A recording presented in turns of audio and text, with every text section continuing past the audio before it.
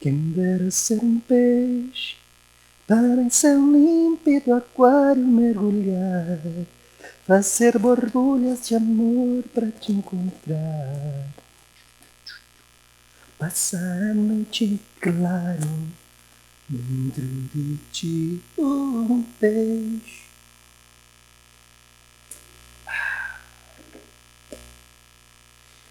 Olá, galera! Aqui quem fala com vocês é o Billy Conectar, tudo bem? Tudo bem com vocês? Então vamos para mais pela continuação da nossa conversa sobre a felicidade, mais especificamente agora o conceito de amor e a sua relação com a ética. Falou? Então vamos lá, pessoal. Como é que nós vamos proceder agora? Como nós vimos na conclusão da aula passada, nós discutíamos ou nós falávamos sobre as concepções de amor, ou as perspectivas que o amor ele foi entendido ao longo da tradição do pensamento humano. Okay? Como filia, como ágape, como eros. O que acontece, tá, é que o que estava em jogo aí era a relação corpo e alma. E na tradição clássica, principalmente com Platão, nós vamos ver, né, de maneira bem clara, né, que o amor platônico ele coloca como nessa relação corpo e alma, a alma como sendo superior ao corpo. Então o amor não é aquilo que acontece nos vínculos corporais. Isso é desejo, é um prazer, mas não é amor. O amor, este fogo que arde sem ar, sei lá como é que é pra poesia lá, né? Agora me perdi tudo aqui. Mas o amor, ele tem esse vínculo espiritual. É aquela questão da perfeição. O amor se dá num nível espiritual. Caiu meu coração. Meu Deus. Muito bem. Seguindo essa perspectiva, Descartes, quando ele inicia a modernidade, ele mantém essa perspectiva de que o amor ele tem um vínculo racional. O amor, assim como para Platão, ele é um elemento da razão, não é um elemento do sentir, dos sentidos. O amor, também para Descartes, tem a ver com essa relação que Deus estabelece com o ser humano. Muito profundo, talvez. Spinoza, na sequência, ele quebra essa barreira. E ele vai dizer que o amor não é um elemento racional. O amor, para realmente poder ser explicitado e entendido, ele precisa dessa perspectiva do desejo, do desejar, do querer, do corporal. O amor ele tem essa manifestação também que é algo mais racional, mais espiritual, mas ela precisa dessa relação também do corpo. Ok? E isso é muito importante porque ele vai acabar também, criando então dentro dessa perspectiva a teoria do paralelismo, né? Ou seja, corpo e alma são paralelos, corpo e alma são igualmente importantes nessa definição do amor, ou nessa compreensão do amor. Ok? Muito bem. Na sequência, nós poderíamos tratar aqui, depois do nosso amigo Spinoza, nós poderíamos falar daí de algo muito mais complexo. Né? O amor entendido dentro dessa perspectiva da sexualidade ou do erotismo. E ninguém melhor para falar sobre isso do que Freud. Para Freud, nós somos seres naturalmente sexuais. A base da existência humana é uma base sexual.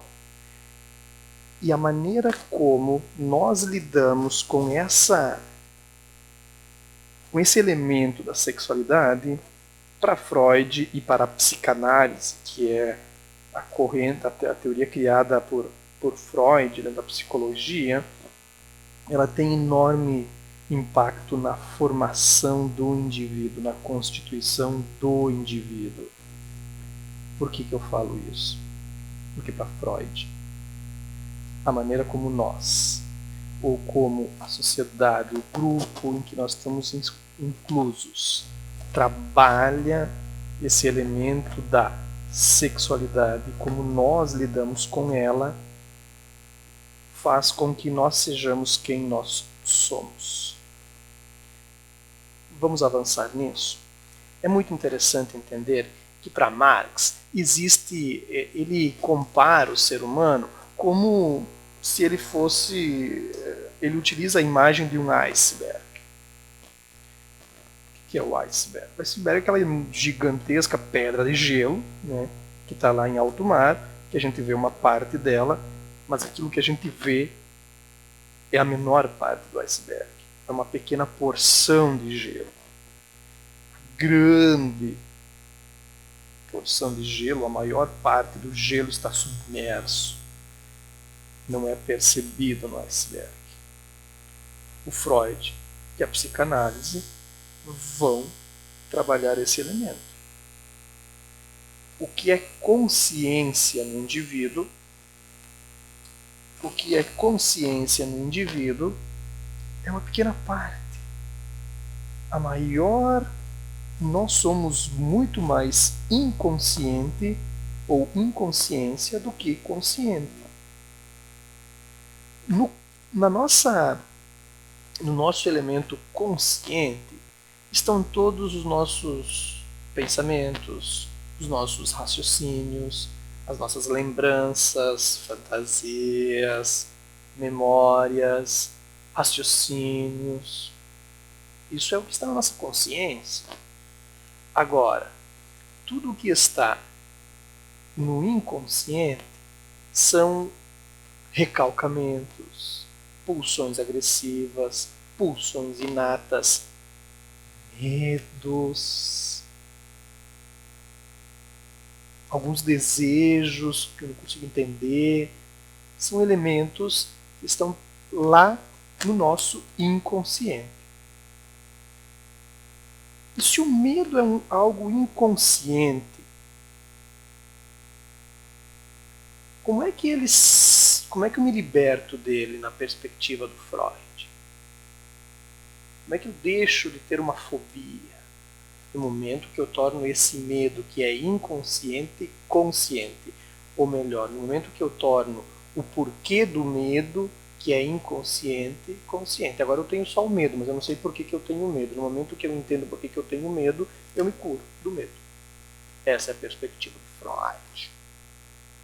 Tá? Então vamos entender um pouquinho mais. Para o Freud, a conduta humana tem uma natureza sexual, que ele vai chamar de libido. Tá? A conduta humana ela tem uma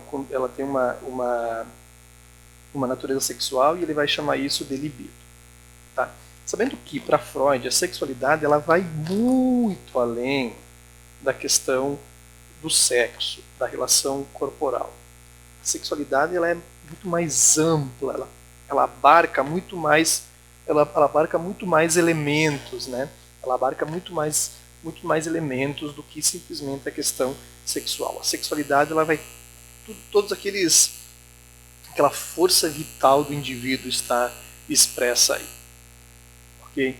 Então vejam só, o nosso aparelho psíquico, para Freud, ele tem 3 instâncias. Uma instância que ele vai chamar de id, uma instância que ele vai chamar de ego e uma instância que ele vai chamar de superego.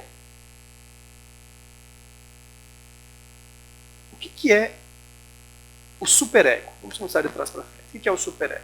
O superego é aquela instância do meu aparelho psíquico que é responsável por me proibir de fazer as coisas. Então é aquela parte do meu aparelho psíquico que diz que isso é proibido, isso eu não posso, isso é pecado, isso é errado, eu não posso, não, calma, para, não. Ele me coloca limites. Ele observa os padrões impostos pela sociedade, ele observa a moralidade e me faz ou me pede para agir de acordo com ela.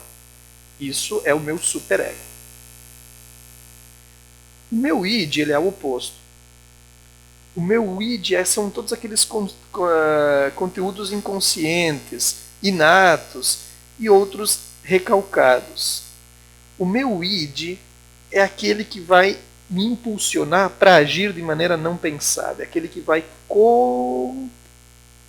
confrontar o superego. Ou seja, o indivíduo está indo, recuperando o exemplo aqui. Temos lá o casal, a namorada vai viajar para estudos, né, afora, o namorado chora na despedida, porque ama muito ela, muito fiel, tá? Ficou em casa, né? Na sexta-noite aquele amigo, né, liga para ele e diz, pô cara, vai vir na balada com nós hoje? Ele diz, não, minha namorada saiu, eu não posso, né, não posso ir, né?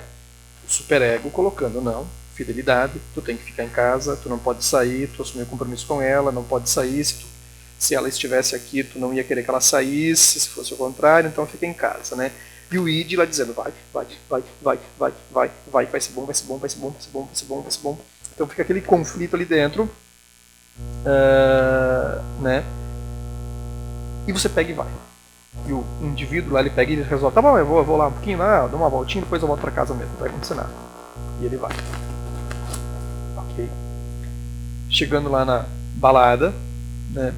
Ele botou o pé dentro, viu uma menina muito bonita, e o id já vem na orelhinha dele e diz, pega. O superego vem do outro ladinho, aí vocês devem formar a imagem dos desenhos animados, o anjinho e o diabinho, né? Aí vem o diabinho do outro lado e começa, né? O anjinho do outro lado, que é o superego, diz, não pode, pega e vai pra casa, não é certo, não é correto fazer isso, é errado, pra lá. Como é que se resolve esse conflito entre id e ego?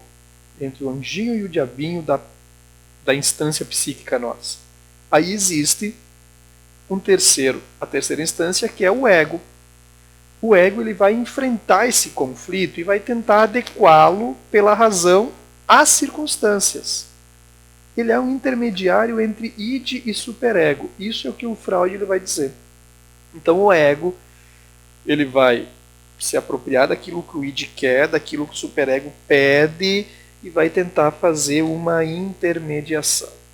Vai tentar intermediar a impulsão ou o impulsivo do id com o conservador, talvez chamando aqui, né, nesse caso, do superego. Okay? O aspecto da moralidade do superego. E ele vai tentar fazer trabalhar esse elemento, trabalhar esses dois setores. Tá? Então, muitas vezes a pessoa ela não consegue,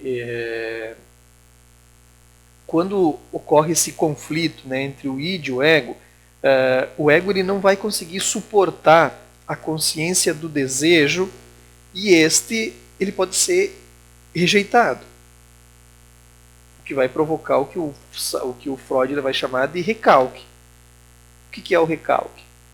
O recalque é um processo inconsciente que torna um desejo inconsciente e que em algum momento reaparece na forma de sintomas que podem ser decifrados através de uma linguagem simbólica, vamos chamar assim. Ou seja, existiu esse embate e eu, ao invés de resolver esse embate, o ego ele não consegue, eu não consigo, né, resolver esse embate entre o desejo e a proibição e o recálculo. Eu jogo isso lá para, eu não resolvo a situação. E simplesmente mentindo para mim mesmo eu gero aquilo que o Freud ele vai chamar de recalque. Eu já vou dar um exemplo para vocês vão entender isso na sequência. Tá, para quem não entendeu. Só que tudo que vai para o inconsciente, de alguma maneira vai voltar. Seja em forma de medo, né? Seja em forma de outras possibilidades. Tá? Um ponto interessante é que o Freud vai dizer o seguinte: a maioria desses recalques eles se dão porque a pessoa ela não consegue trabalhar de maneira, não é ético com ela mesma, ou não foram muito éticos na formação dele, se dá justamente porque a pessoa não trabalhou de maneira adequada que as questões que envolvem a sexualidade.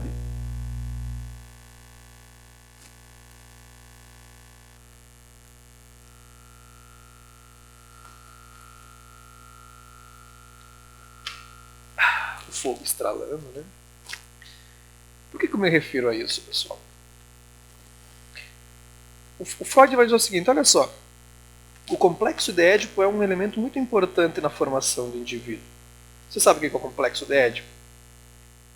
O complexo de Édipo vem daquele mito grego lá, né, do Édipo rei, né, que ele que nasceu a Jocasta e o Laio, né, que eram os reis de Tebas, foram até o oráculo e pedir se eles podiam ter filhos. Aí a sacerdotisa disse: não, vocês não podem ter filhos porque se nascer um menino, ele vai matar o pai e se casar com a mãe. E mesmo assim eles tiveram um filho e nasceu um menino. Daí o pai lá, o Laio, pegou a criança, botou num cestinho, jogou no rio e mandou o rio abaixo. Aí uma família de camponeses lá longe encontrou aquela criança no cestinho, pegou, criou ela, ele ficou grande lá. Quando ele completou 18 anos, ele foi a um outro oráculo e pediu o que ele tinha que fazer da vida. Daí ele falou: ó, o oráculo disse: foge de casa, porque senão tu vai matar teu pai e casar com a mãe. E ele, achando que os pais deles eram aqueles com o qual ele estava vivendo, ele fugiu de casa e foi para Tebas. E lá em Tebas deu todo uma situação, um mito, né? Ele vai realmente matar o pai num confronto, numa batalha, e depois ele vai casar com a mãe, que era a rainha da cidade, né? E ele vai, né, vai se cumprir o que o oráculo disse. Ou seja, o complexo de Édipo pro Freud, ele tem um papel central na formação da personalidade da pessoa, porque envolve o início da formação a maneira como a pessoa trabalha com a própria sexualidade. O que é o complexo de Édipo? É aquele momento da fase da criança em que o menino se apaixona pela mãe e a menina se apaixona pelo pai. Todos nós passamos por isso. Ou o menino se apaixona pela figura feminina mais próxima, né? E a menina pela figura masculina mais próxima. Complexo de Édipo. Se apaixona, obviamente, no sentido figurado da palavra, né? Ou seja, a menina vai ter ciúme se a mãe vai lá perto do pai e dá um beijo no pai. O menino vai ter ciúme se o pai vai lá na mãe e dá um beijo na mãe, porque para ele a mãe é dele, para ela o pai é dela, né? Então ela vai ter o complexo de Édipo. Muitas vezes esse complexo vai dizer, isso dura um período curto de tempo, né? Mas ele tem que ser entendido pela família, pelos pais, né? E ele tem um papel fundamental na estruturação da personalidade e na orientação do desejo humano, tá? Tem orientação, né? O complexo de Édipo e outras situações, né? Por exemplo, lá que ele vai dizer: a criancinha lá descobriu, lá o menininho descobriu que tem o pintinho lá, começou a mexer no pintinho, daí o pai e a mãe vão lá e dizer: para, não mexe que isso é feio, né? Ou seja, a criança vai estar tendo um processo de descoberta, né? E ele é cortado, ele é podado, ele é proibido de alguma coisa, ou seja, ele não consegue desenvolver a descoberta. Então tudo isso, o Freud vai dizer, isso vai acabar acarretando na pessoa recalques, problemas que vão sendo jogados lá para o inconsciente da pessoa. Tá? E a maioria dos nossos problemas, eles têm origem, problemas psíquicos, né? Eles têm origem sexual, ou da sexualidade, da relação que nós estabelecemos com os outros. Tá? Então vejam só, como é que esse material do inconsciente ele vem à tona? Eles podem vir principalmente pelos sonhos. Freud vai dizer que o sonho é a maneira mais natural do nosso psíquico jogar para fora o que está lá no inconsciente. Muitos dos nossos sonhos, ou tudo que é do nosso sonho, é material que vem do nosso inconsciente e que revela algo que não está resolvido, que está problematizado, ou que simplesmente o nosso psíquico ele precisa rever. Né? Então, a psiquiatria ela vai interpretar os sonhos, por exemplo. Não que cada sonho tenha um significado. Ah, sonhei com um cavalo significa isso, sonhei com uma casa significa isso. Não tem um significado. Cada caso é um caso específico e tem que ser analisado no conjunto da estrutura da pessoa. Então, um sonho é a via régia, eles chamam, né? Do inconsciente. É onde o inconsciente mais consegue estabelecer as fugas. Né? Os atos falhos, né, são outro elemento muito importante que o inconsciente se mostra. E aqui eu vou voltar para aquele exemplo que eu disse antes, que eu falei que ia dar um exemplo para vocês antes, né? Ou seja, o que é recalcado? O recalque, então, é quando eu não consigo resolver uma situação, existe um conflito entre o ego e entre o ego não consegue resolver esse conflito id e superego, e ele acaba não resolvendo e ele acaba jogando para o inconsciente e isso recalcando. Acho uma desculpa, né? E agora eu vou dar um exemplo. Tá? O Romeu e a Julieta, apaixonados, né, terminam o seu namoro. Então, a Julieta ela vai dizer: para mim tá tudo certo. Né? Ela não conseguiu superar esse final da relação, né? Mas para continuar uma vida normal, para não ficar remoendo tudo, ela diz para si mesma, ela mente para si mesma que está tudo certo, que ela já superou, e ela recalca que aquele término não foi como deveria ser, não foi superado, não foi realmente colocado tudo às claras. E ela passa a dizer que está tudo bem e inicia um novo relacionamento. Então ela diz que o Romeu foi esquecido. E ela começa a namorar o Arthur. Né? E numa noite romântica, com uma lareira, com um vinhozinho, né? Eles estão lá no maior clima. A Julieta se vira pro Arthur e diz assim: Romeu, eu te amo. Meu Deus, desculpa, foi um ato falho. Freud vai dizer: não. O teu inconsciente jogou para fora o que não tinha sido resolvido e tu se deu mal. Você devia ter resolvido bem isso antes. Agora foi. Resolva. Eu ia dizer chupa que a manga é doce, mas eu não posso falar isso, né? Resolva esse problema. Tá? Então vejam só. Como isso é interessante, né? E um outro elemento também que demonstra elementos do inconsciente é o que ele vai chamar de xistes. O que é uma xiste? Uma xiste, pessoal, olha só. Uma xiste é quando a gente acha graça de coisas que não tem graça, mas o achar graça representa algo que a gente nega. Por exemplo, eu digo que eu não sou racista. Eu não sou racista, pelo amor de Deus, eu sou uma pessoa muito... Eu não sou racista, né? Aí alguém faz uma piadinha... Poxa, racismo não tem graça, convenhamos. Alguém faz uma piadinha racista e eu morro de rir. Mas eu não sou racista, mas eu estou rindo de uma piada racista. O Freud vai dizer, isso é machiste? Você está negando aquilo que tu diz que tu não é. Eu não sou, pra mim, né, o homossexualismo tá tranquilo, não tem nada a ver. Daí faz uma piadinha homossexual ali, pronto, eu morro de rir. Ou seja, é machista. O teu inconsciente ele joga para fora através desse riso, desse achar graça, né? Algo que você negou e jogou lá para o teu inconsciente, o teu racismo, a tua homofobia, por exemplo, tá? São caminhos para a saída desses elementos, né, inconscientes, tá?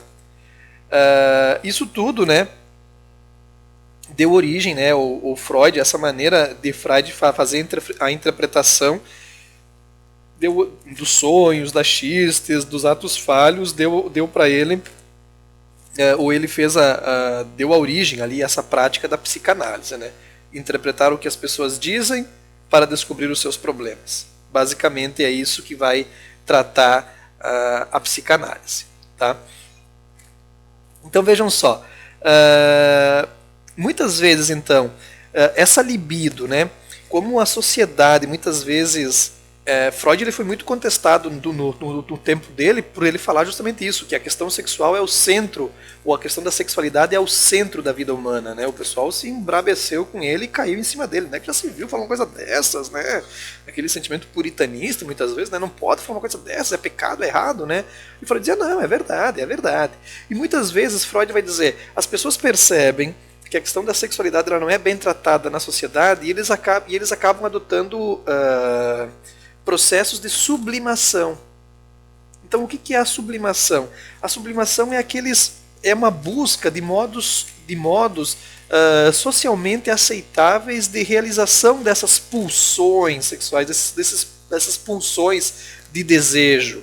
Por exemplo, eu vou substituir ou eu vou sublimar, ou seja, eu tenho aquelas pulsões, aquelas vontades sexuais em mim que são normais para toda pessoa, e eu vou canalizar isso pro futebol. Eu vou jogar vôlei, eu vou escutar uma música, eu vou criar, eu vou ser bom eu crio artisticamente quadros, sei lá, pinturas, tá? Eu gosto de fazer investigações intelectuais, científicas. Então é o processo de sublimação, que é positivo. É a canalização consciente para Freud, porque quando é inconsciente ela é um recalque, né? Mas ela é consciente e ela vai dar origem a outros, né?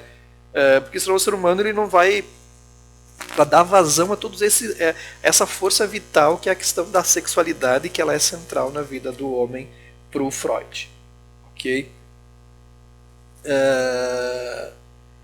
Quando ele não consegue sublimar, ele reprime. Né? Aí nós reprimimos. A repressão é um ato consciente, um desejo, porque eu considero aquilo que eu estou querendo imoral, por exemplo, daí eu vou reprimir. Tá?